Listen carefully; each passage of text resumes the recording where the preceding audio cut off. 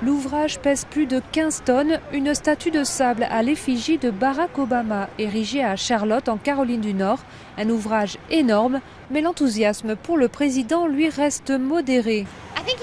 Je trouve qu'il a fait pas mal de choses, compte tenu de la situation qu'il a dû affronter en prenant ses fonctions. Je pense qu'il mérite 4 ans de plus.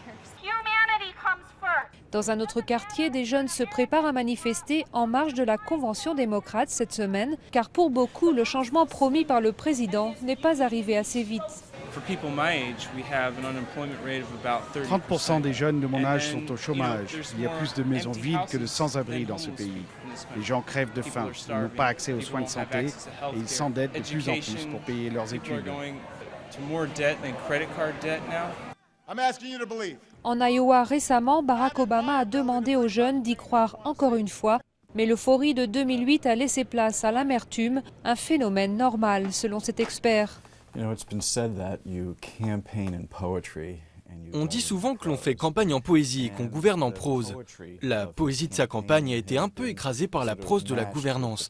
Alors même si les gens aiment ce qu'il a fait, même s'ils sont d'accord avec lui, ce ne sera pas l'excitation du premier rendez-vous.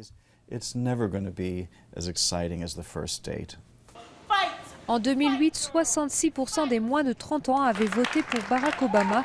Aujourd'hui, à peine 50% d'entre eux le soutiennent. Qu'Andrea en fait partie et elle a un conseil pour lui.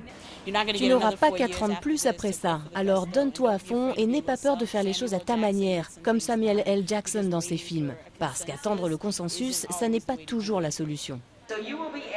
Obama va s'exprimer jeudi soir devant 79 000 personnes à la Convention, une occasion en or pour tenter de recréer la magie de 2008 à quelques semaines de l'élection.